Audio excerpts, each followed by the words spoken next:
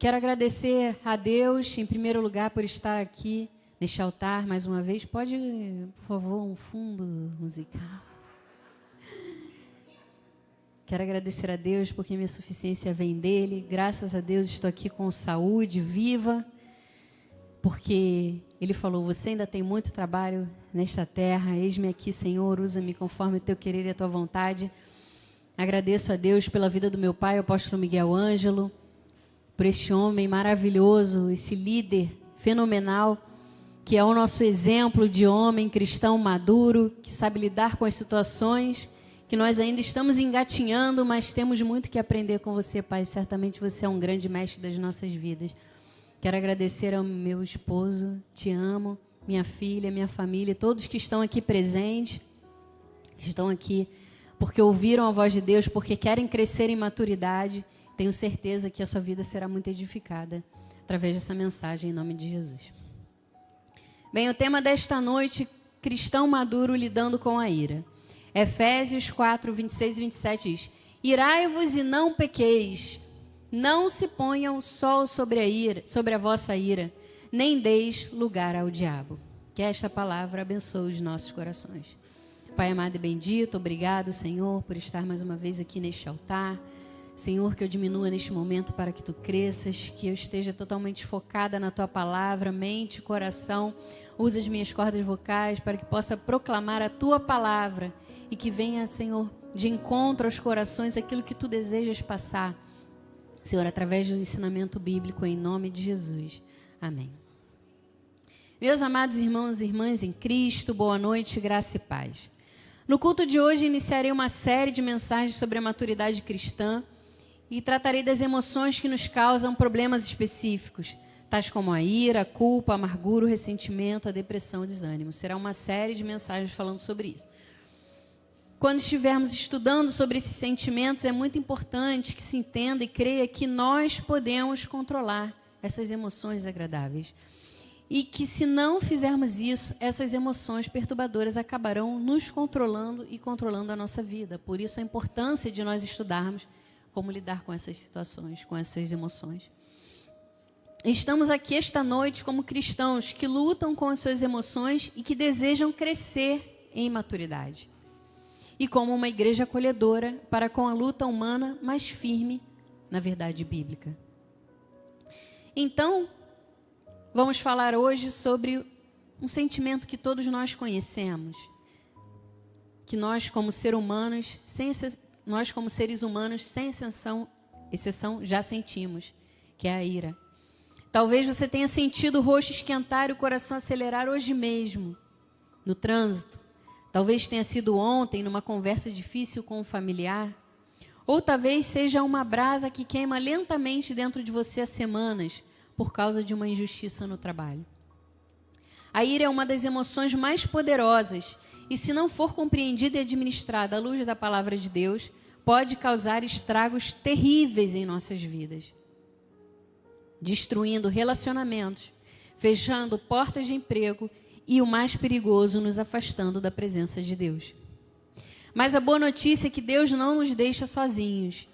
Ele nos deu a sua palavra e seu Espírito para nos ensinarmos a sermos cristãos maduros, que aprendem a lidar com a ira de uma maneira que honre a Ele.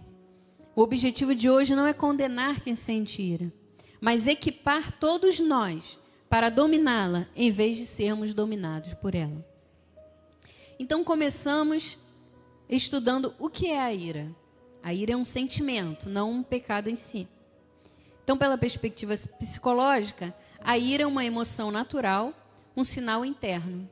Geralmente, ela surge como uma resposta a uma percepção de ameaça, injustiça, frustração ou dor. É um alerta de que algo está errado.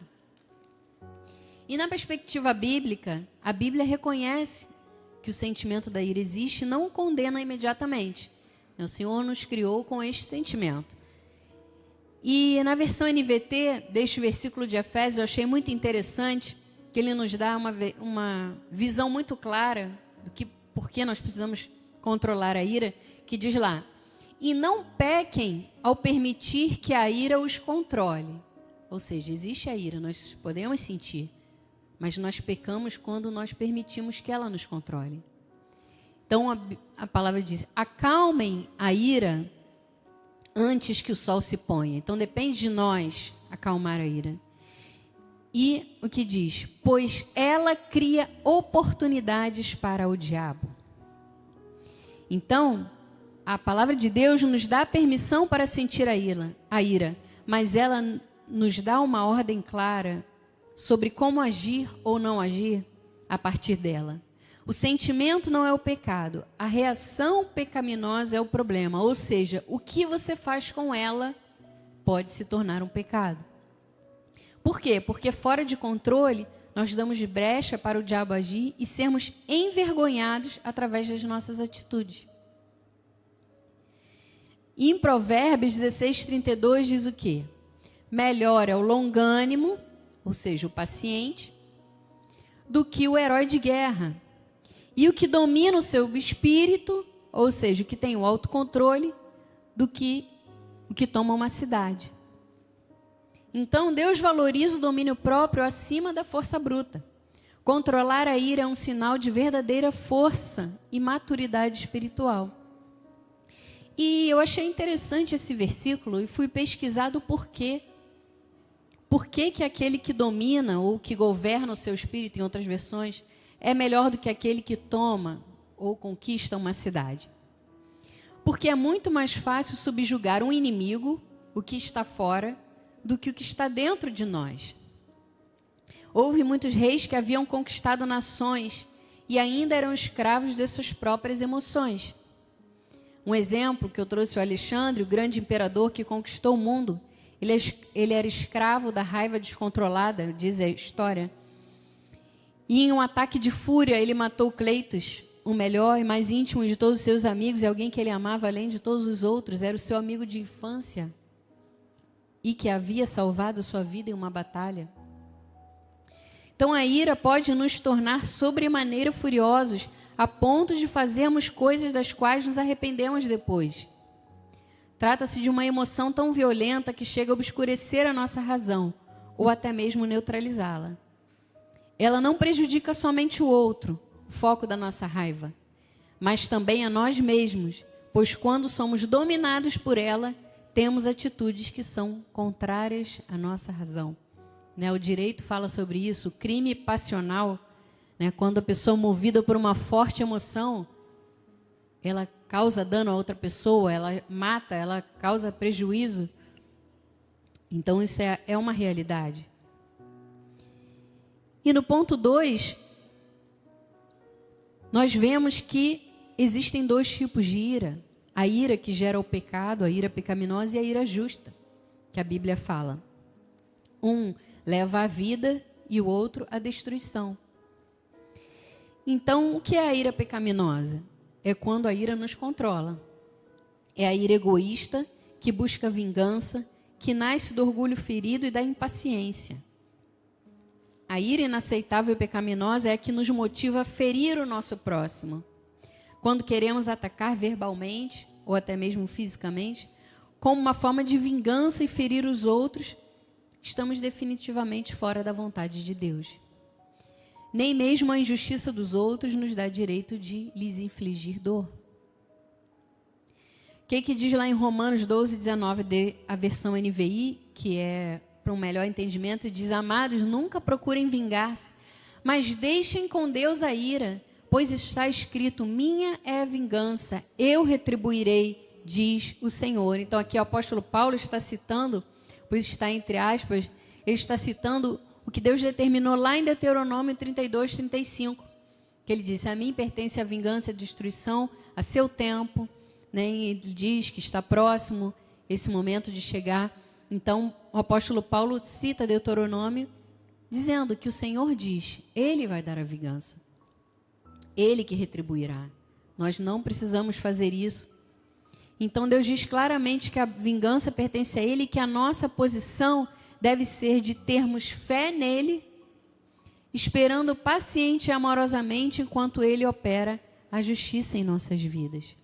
Isso é o mais difícil para o ser humano, é esperar, porque muitas vezes parece demorado, mas Deus tem um momento Ele sabe como tratar de cada filho. Então, o princípio divino, a vingança pertence a Deus. Tentar fazer justiça com as próprias mãos é usurpar o lugar de Deus. Deus sabe o que é melhor para as nossas vidas, muito mais do que nós. E às vezes a gente se acha no lugar de Deus. Não, eu vou fazer, mas Deus sabe o momento. Deus sabe a forma. Nós não somos melhores do que Deus. E na Bíblia nós temos o exemplo de Pedro. Lá em João 18, 10 a 11. Coloquei também na versão NVI, diz: Simão Pedro, que trazia uma espada, sacou e feriu o servo do sumo sacerdote, decepando-lhe a orelha direita. O nome do servo era Malco. Jesus, porém, ordenou a Pedro: guarda a espada. Acaso não haverei de beber do cálice que o Pai me deu? Quando Jesus estava prestes a ser preso antes da sua crucificação, Pedro reage com ira impulsiva. Tirou a espada, cortou a orelha do soldado. Ele age na carne, tentando ajudar a Deus com a sua própria força. Jesus o repreende imediatamente. Pedro parecia estar justificado em seus atos, mas Jesus condenou o seu comportamento. Ou seja, ele queria defender Jesus. Mas Jesus falou: calma, não é isso, guarda isso, não age dessa forma, não age impulsivamente, eu estou aqui com um propósito. Pedro era dado a rompantes de raiva e era muito emocional. Por isso a ira era a sua reação natural àquilo que ele não gostava ou não achava que estava certo. Até mesmo um breve estudo sobre a vida de Pedro revela sua natureza emocional. Mas Deus permitiu que ele visse as próprias imperfeições e os problemas que elas causavam, e Pedro finalmente foi transformado. Então, do mesmo modo, estamos aqui hoje para refletir quantas orelhas nós já não cortamos com palavras e atitudes impensadas. Nós precisamos refletir como tem sido a nossa conduta, como podemos melhorar, nos conscientizando das nossas imperfeições e amadurecendo na fé, para termos uma nova forma de agir a partir de agora. Muitas vezes situações vêm para revelar quem nós somos, ou como nós podemos ser, como nós podemos melhorar. Por outro lado, tem a ira justa, que é quando a ira reflete o coração de Deus. A Bíblia fala da ira justa, que é a ira contra todo o pecado e contra tudo que ofende a Deus. É a ira que se entristece e se levanta contra o pecado, a injustiça e a maldade, e não contra uma ofensa pessoal. Um exemplo de Jesus: Jesus ficou irado quando viu a dureza do coração do seu povo. Diz lá em Marcos 3:5, olhando-os ao redor, indignado. Amém. Começava do 4, mas tudo bem aqui. Vou ler aqui que eu já tinha colocado aqui na apostila. Alguns deles estavam procurando um motivo para acusar Jesus. Veja, Jesus queria fazer uma cura. Era um dia de sábado. E os fariseus estavam lá procurando um motivo para acusar Jesus. Eles não estavam preocupados na cura de enfermo. Eles estavam mais preocupados com aquilo que a lei dizia que era proibido curar no sábado. Então, por isso, observavam atentamente para ver se ele iria curá-lo no sábado. Jesus disse ao homem da mão atrofiada, da mão ressequida, né? Levante-se e venha para o meio.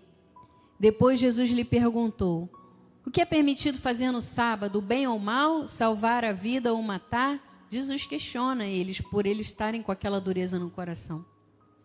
Mas eles permanecem em silêncio.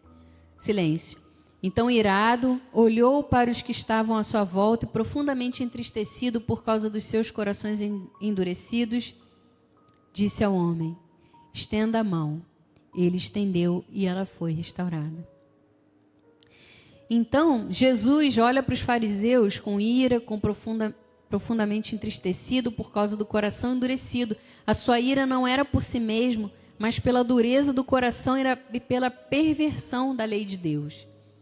Eles estavam querendo perverter algo que tinha sido criado para determinar coisas que fossem feitas em nome de Deus. E eles estavam querendo perverter isso. Era uma ira motivada por querer o bem, por curar aquele enfermo, e não fazer o mal, acusar. Mas eles estavam ali acusando, querendo fazer o mal. Isso não significa que não podemos ser enfáticos quando falamos contra a injustiça. Claro, se a gente vê uma situação injusta, a gente vai se sentir indignado, irado, frustrado, muitas vezes. Mas a falta de controle abre a porta para o inimigo agir, sermos colocados em situações que poderemos pagar um alto preço por sermos levados a agir pela ira. Então, Jesus ali tinha todo o direito de fazer algo que fosse levado pela ira. Mas, no entanto, ele falou, repreendeu, mas continuou fazendo bem. Ele foi seguindo o seu propósito, que era curar aquele homem. E dessa forma nos mostra aí como é a ira de Deus. Em Salmos 35 diz: porque não passa de um momento a sua ira, o seu favor dura a vida inteira. Ao anoitecer pode vir o choro, mas a alegria vem pela manhã. A ira de Deus é sempre justa, corretiva e passageira, enquanto seu amor e favor são eternos. A nossa ira justa deve espelhar esse caráter. Como é o caráter de Deus? Por um momento, pode acontecer a ira. Por um momento, a gente pode se indignar. Mas nós precisamos deixar para trás as coisas. Não nos agarrar àquela ira e ficar o tempo todo como uma brasa queimando dentro de nós, como uma bomba relógio que a qualquer momento nós podemos explodir. Às vezes nem a situação que gerou a ira foi um acúmulo de coisas e quando chegou, explodiu, você já nem sabe por que está naquele momento de ira. Então nós precisamos espelhar esse caráter, de sermos pessoas justas e de, se precisarmos repreender, falar em amor e depois deixar aquilo com Deus. Por quê? Porque existem situações que ocorrem, existem problemas que ocorrem de uma ira mal administrada.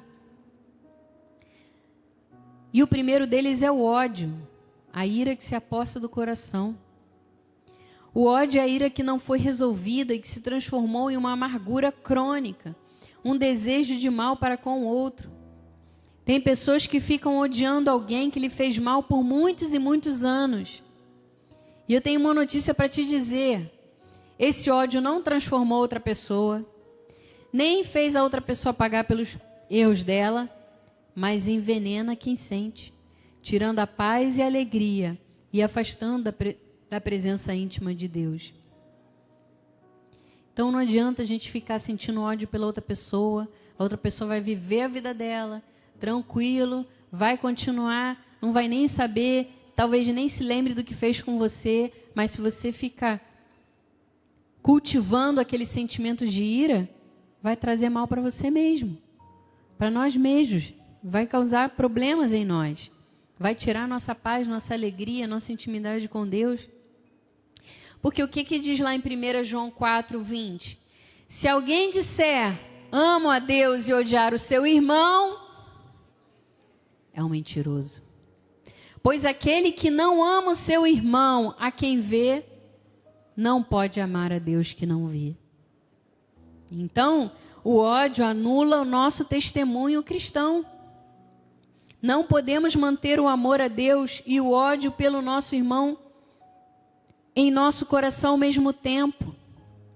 Quando Deus nos diz para perdoarmos os nossos inimigos, é para o nosso bem, porque Ele sabe que aquele sentimento de ira transforma em ódio e aquilo vai nos causar mal. Ninguém gosta de ver um filho mal, não é? Assim como Deus também não quer ver seus filhos se sentindo mal e causando mal a si próprio. Então, em 1 João 3, 14 e 15 diz o quê? Nós sabemos que já passamos da morte para a vida. Então, o nosso novo nascimento em Cristo. Porque amamos os irmãos. Aquele que não ama permanece na morte. Todo aquele que odeia o seu irmão é assassino.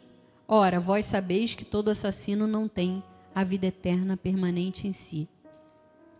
Então, para Deus, o ódio no coração tem o mesmo peso do assassinato. E amar o próximo também é um testemunho da nossa conversão. Se nós passamos da morte para a vida, se nós tivemos um novo nascimento, se nós nos convertemos e vivemos uma nova vida, diferente daquela que nós tínhamos no mundo, então nós não podemos odiar o nosso irmão. Porque é testemunho da nossa conversão nós podermos amar o nosso irmão independente de qualquer coisa. E nós temos o exemplo supremo de Jesus. Podemos ter sido tratados de forma cruel e ter todas as razões para odiar alguém, mas não temos o direito de fazer isso. Ninguém foi tratado mais injustamente do que Jesus.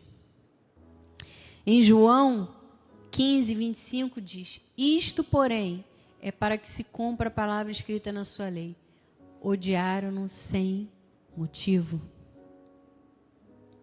Mesmo sendo odiado sem causa, mesmo vivendo com o propósito de sempre ajudar e abençoar a humanidade, eles odiaram porque Jesus era bom e eles eram maus. Quantas vezes nós passamos por situações e a gente pensa, poxa, mas eu só ajudei aquela pessoa, eu só abençoei aquela pessoa e a pessoa me tratou dessa forma. Mas esse sentimento fala muito mais da pessoa do que de você. O ódio do outro, o outro falar mal de você, fala muito mais do outro do que de você. Então, a nossa bondade deve continuar. Devemos continuar a querer ajudar os outros. Devemos querer continuar a abençoar. E o Senhor faz a justiça no tempo dele. Nós não precisamos nos preocupar com isso. E até mesmo diante da maior das injustiças, ele orou na cruz. Lucas 23, 34 diz: contudo, Jesus dizia: Pai, perdoa-lhes, porque eles não sabem o que fazem. Imagina isso. Jesus passou por todo aquele sofrimento, havia cruzes. Neste momento ele estava crucificado, passando pelo maior sofrimento que um ser humano poderia passar. E ele orou a Deus dizendo: perdoa, eles não sabem o que estão fazendo. Isso é um grande exercício para nós. Muitas vezes as pessoas fazem as coisas impulsivamente e nem sabem por que estão fazendo. Porque sofreram situações do passado, porque traumas fazem a pessoa agir de outra forma, pela personalidade explosiva, por uma personalidade mais agressiva. E às vezes a gente se irrita e não entende que a pessoa também precisa de um tratamento. Então esse deve ser o nosso papel. Esse deve ser o nosso padrão. Oração e deixar a justiça com Deus. Ai, bispa, mas como eu vou ter forças? Temos uma jornada de oração. Sempre vou puxar a sardinha para mim, para meu marido. Temos uma jornada de oração, toda segunda-feira depois da ceia. Temos 3 cultos. Temos toda segunda-feira de oração. Temos os cultos com o apóstolo. São cultos para que você tenha forças para encarar as situações. Para que você ore e deixe a justiça com Deus. E tem um outro problema também, que é a ira reprimida, o veneno que guardamos. É a ira que não explode, mas implode. Engolimos o sentimento que se transforma em ressentimento, amargura e falta de perdão. Então aqui não é para a gente fingir, nem guardar. Para a gente tratar o sentimento. Então, por quê? Porque se nós não tratamos, nós engolimos o sentimento, ela se transforma em ressentimento, amargura, falta de perdão. A ira que fica sufocada no interior não é tratada adequadamente. Em algum momento sairá de uma forma ou de outra, não tem jeito. Vai sair de alguma forma. Ela pode parecer em forma de depressão, de ansiedade, de raiva, uma série de emoções negativas, mas ela sairá. Ela pode até manifestar-se em doenças e enfermidades, como hipertensão, diabetes, causa AVC, infarto. Por quê? Porque causa uma vasodilatação no seu organismo, né? Os hormônios do estresse causam uma vasodilatação, então gera enfermidade, afeta órgãos como o fígado, a vesícula. Se não tratarmos a nossa ira e ela se tornar crônica, chegamos ao ponto de explodir ou implodir. Então, bispa, mas eu estou passando por esses problemas, eu sou uma pessoa muito irada, ou tem alguém na minha família que é muito irado, como é que eu vou lidar com essa situação? Como eu vou lidar com a ira? A primeira coisa, falar sobre a situação. Primeiro, falar com Deus. Diga a Ele como você se sente. Peça a Ele para lhe ajudar a administrar esses sentimentos apropriadamente. Muitas das nossas frustrações e conflitos internos vêm de desejos não realizados, que geram uma raiva silenciosa. Não deixe a coisa se acumular. Não deixe virar uma bola de neve. Fale com Deus. Converse, coloque para fora. Falar com um profissional de saúde mental. Temos aqui a Bispa Maricá, temos psicólogas na igreja que podem ajudar. Médicos fazem atendimento social. Alô? Está repreendido em nome de Jesus. Não vou mirar contra essa caixa de som.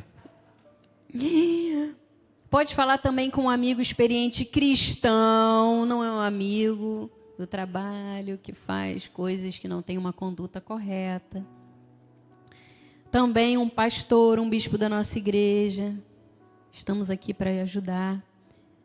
Mas não finja que não está irado quando está. Isso não é administrar as emoções, isso é ignorar. Ignorar as nossas emoções é prejudicial para nós.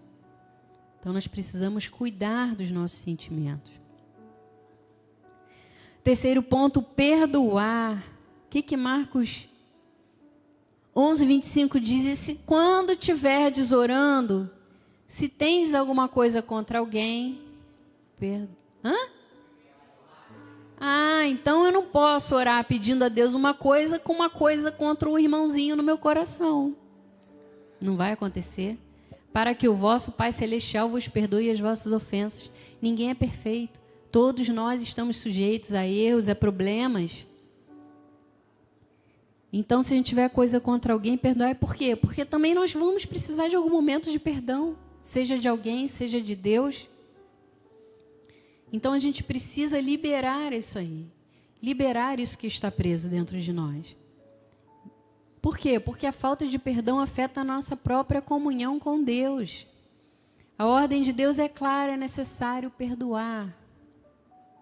Para que isso não vire um rancor, uma raiz de amargura, para que você não venha adoecer. O ponto 4 é entregar sua batalha a Deus. Nós precisamos escolher quais batalhas lutar. São muitas. Muitas batalhas. E o que a palavra diz?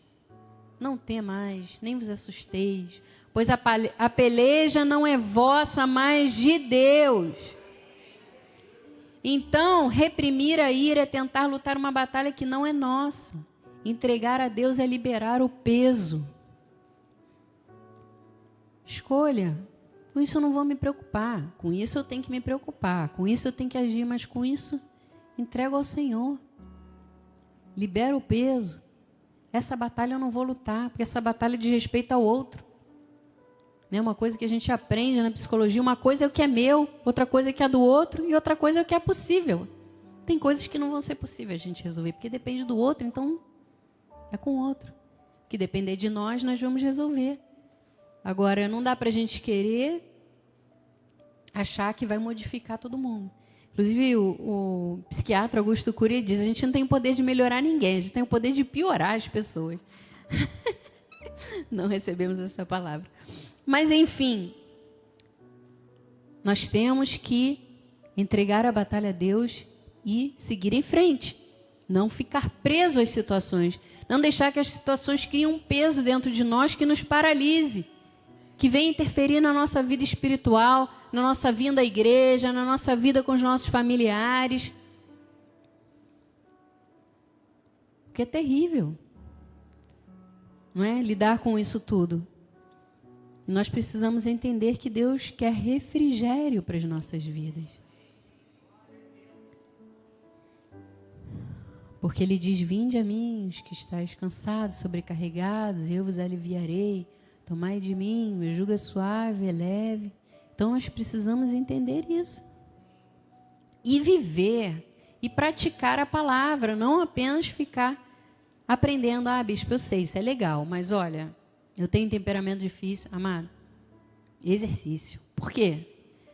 O ponto é, nós precisamos entender que as situações como um crescimento espiritual. É um procedimento que nos ajuda a lidar adequadamente com a ira, é entender que às vezes Deus permite que as pessoas nos irritem, para nos ajudar a crescer em paciência e amor incondicional. Ah, bispa, eu não queria ouvir isso, bispa, eu não acredito. Então eu vou ter que ter paciência. Deus permitiu isso para eu melhorar o meu caráter. É verdade.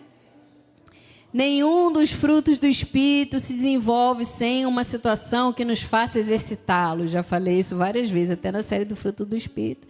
Deus vai permitir situações para que a gente exercite o fruto do Espírito. Bem que nós gostaríamos que o fruto do Espírito operasse magicamente em nossas vidas, sem nenhum esforço da nossa parte, mas não é assim que funciona. Deus está mais preocupado em trabalhar o nosso caráter do que em mudar as nossas circunstâncias para deixá-las confortáveis para nós. Eu costumo dizer, lição não aprendida, lição repetida. Enquanto tiver algo que Deus quer trabalhar na sua mente, no seu caráter, na sua forma de agir, situações vão continuar acontecendo para que você exercite até você melhorar nessa situação, nesse algo que Deus quer trabalhar com você. Então, Deus promete livrar-nos se confiarmos nele. Mas o tempo certo para isso está nas mãos dele. Ele vai nos livrar dessa situação. Mas existe um tempo de trabalho em nós.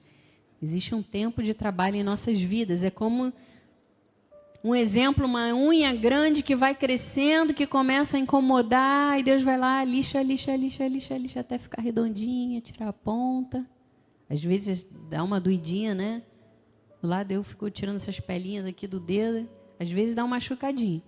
Mas vai sendo lixado, vai sendo cuidado. Deus vai cuidando, vai aparando as arestas, vai lixando até que você fique no modelo padrão de Deus. Então, o caminho da vitória, da percepção à decisão. Então, percepção ou realidade? Perspectiva psicológica. Existe uma expressão que diz, percepção é realidade. A maneira que percebemos as coisas é como as vemos. Se percebemos que estamos em perigo, então, seja ou não realmente verdade, nós nos comportaremos como se fosse verdade. Você já viu? Se você está saindo de casa e de repente você recebe uma notícia. Especialmente em dia de culto, né? Sempre tem algum ser iluminado que manda uma mensagem dizendo, está tendo tiroteio perto da igreja. Aí, o que acontece? Eu digo logo, eu estou na cidade de refúgio, não estou ouvindo nada, não estou vendo nada, estou protegida pelos anjos. E aí você começa, ai meu Deus, está tendo tiroteio. E agora? Será que um tiro vai sair em mim? Será que eu vou de ônibus, eu vou de carro, eu vou de Uber? Meu Deus, o Uber cancelou. Deve ser porque está tendo tiroteio. Ai, meu Deus, eu não vou. E você começa a ter o quê? Pensamentos que vão acelerar o seu coração, que vão fazer você se sentir mal. Daqui a pouco você já está, ai, meu Deus, acho que eu estou sentindo uma tonteira, acho que eu não vou. Eu vou assistir pela internet porque é mais confortável. E aí chega aqui, se você tem a coragem de dizer, não, eu vou, porque os anjos vão me proteger, eu vou chegar e não vai acontecer nada. Aí você chega aqui, o que acontece? Nada. Aí, você liberou cortisol no seu organismo, você causou uma série de situações e não era nada. Então, as nossas emoções, muitas vezes não reagem ao fato, mas à nossa interpretação do fato. E o nosso comportamento molda a qualidade das nossas vidas. Então, se eu interpreto uma crítica como um ataque pessoal, eu vou sentir raiva. Mas se eu interpreto como uma oportunidade de crescimento, a reação é outra. Então, assim que nós precisamos ver. Olhar de uma outra perspectiva. A perspectiva bíblica. Precisamos submeter as nossas percepções ao Espírito Santo. Orar pedindo a Deus que nos ajude a ver a situação como o Senhor vê. Que nos ajude a não assumir o pior. Principalmente no dia de vir para a igreja. A não julgar as intenções do coração do nosso irmão, de quem quer que seja. Precisamos ter essa perspectiva de olhar as situações de forma diferente e praticarmos aquilo que nós temos aprendido do altar. E aí, você pode falar, bispa, mas é muito difícil, como dizia a bispa Solange, é muito difícil, é muito difícil, é muito difícil. Vai ser sempre tão difícil? Então, maturidade não significa nunca mais sentir ira, raiva, enfim, esses sentimentos. Significa que o tempo entre o sentimento e a reação correta diminui cada vez mais. Então, no começo é uma luta. Se eu tenho um temperamento mais explosivo, é uma luta, eu vou lutar. Mas à medida que nós exercitamos o domínio próprio, como o músculo, ele se fortalece. Né? Todo fruto do Espírito, conforme você vai se excitando, falei... já usei vários exemplos, falei, meu marido vai para a academia, em nome de Jesus vai voltar, amor, receba em nome de Jesus, que você volte para a academia. Então, como o músculo se fortalece, o fruto do Espírito, que fala em Gálatas 5, diz que já nos foi dado, Deus já nos deu o fruto do Espírito, domínio próprio, bondade, amor, benignidade. Então, não é a nossa força, é o poder do Espírito que habita em nós. Por isso nós temos que entender, orar e falar assim, sou dependente de Ti, eu tenho essa forma de agir e tal, ou alguém está agindo assim comigo, enfim. Mas eu sei que o Senhor me dá aquilo, já me deu aquilo que está lá em Gálatas. Domínio próprio, bondade, amor, eu recebo para a minha vida, eu vou conseguir agir da melhor forma, segundo o padrão bíblico. Então, a conclusão... Decisão e confissão, amados. A ira não precisa mais controlar a sua vida, os seus relacionamentos e o seu futuro. Deus nos chama para um nível mais alto de maturidade. Mas isso exige uma decisão consciente. Eu decido não dar lugar ao diabo. Eu decido não fazer o sol se pôr sobre a ira.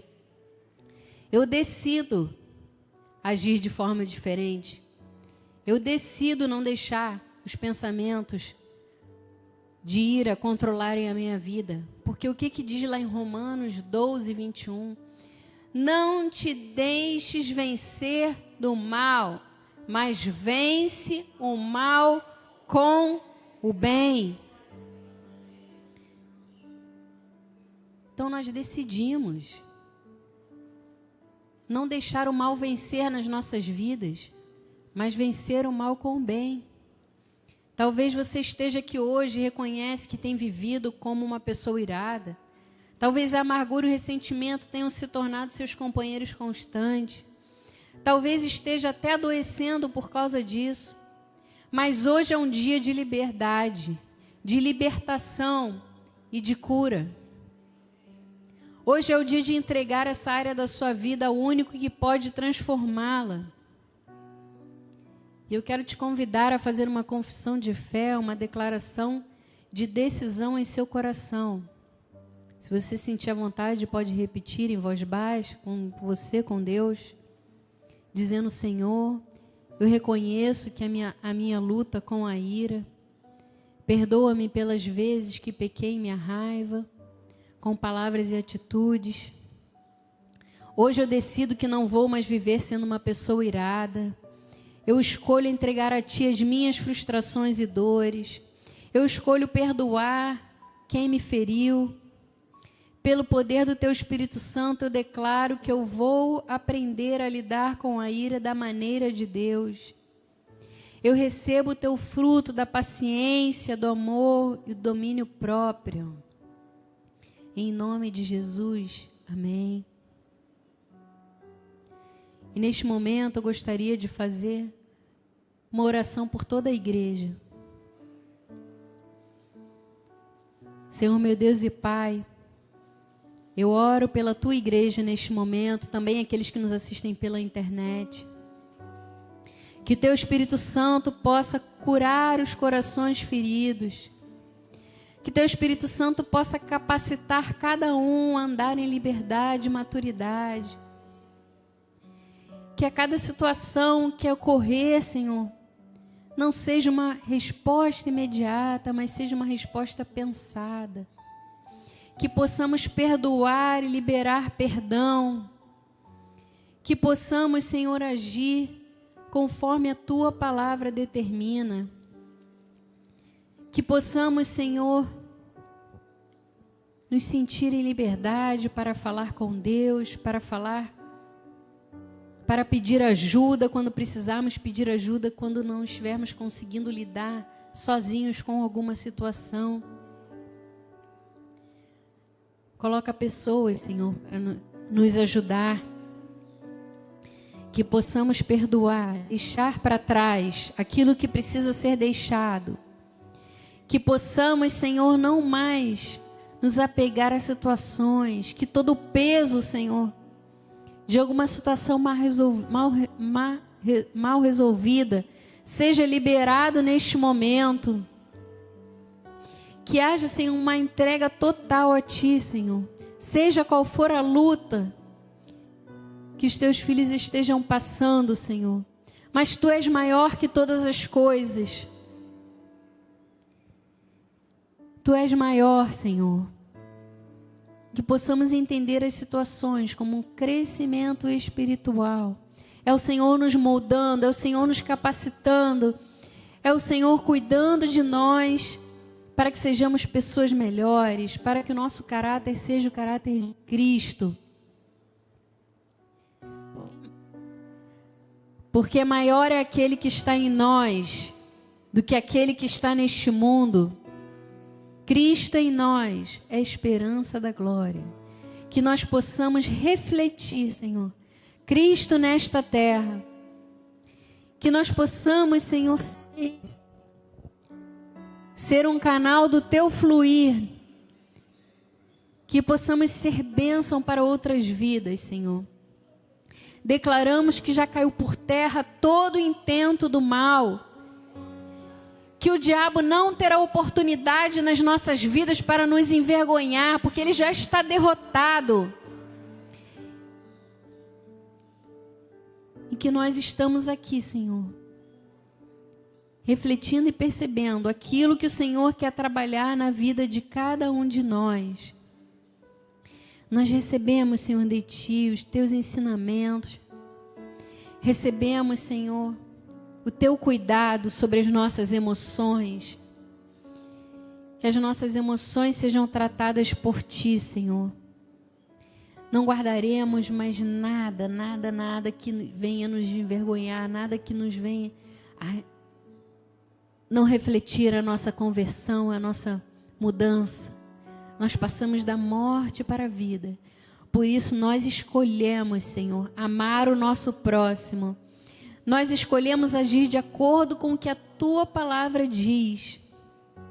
Porque não depende de nós mesmos, mas do Teu Espírito trabalhar em nós. Nós somos novas criaturas, Senhor.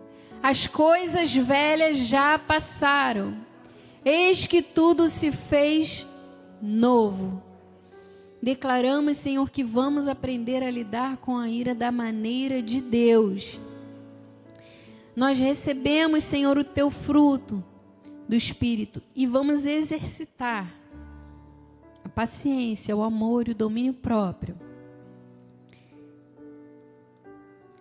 Declaramos, Senhor, em nome de Jesus, o Teu refrigério nas almas, para que possamos seguir, Senhor, de acordo com o que a Tua palavra ensina.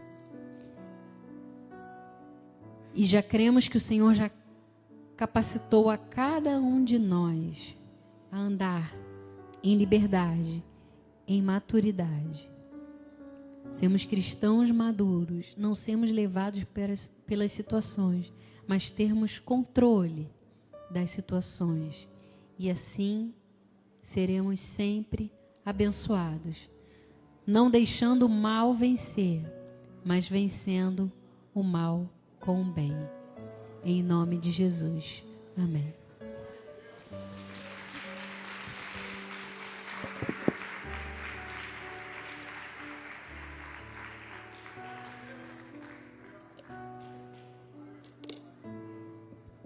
Amém. Vou fazer a bênção apostólica, se alguém precisar se retirar, mas nós estaremos cantando mais um hino. Quem puder ficar um pouco mais, em nome de Jesus. Que a graça de nosso Senhor Jesus Cristo, o amor de Deus, as doces consolações do Espírito Santo estejam para sempre em nossas vidas. Damos ordem aos anjos de Deus que nos guardem e nos livrem em todos os nossos caminhos. Chegaremos em casa em paz e segurança. Teremos um resto de semana abençoada em perfeita vitória. E o Senhor já nos equipou esta noite para agirmos segundo a palavra do Senhor e para sermos sempre mais que vencedores em todas as situações. Assim nós declaramos com fé, em nome de Jesus. Amém.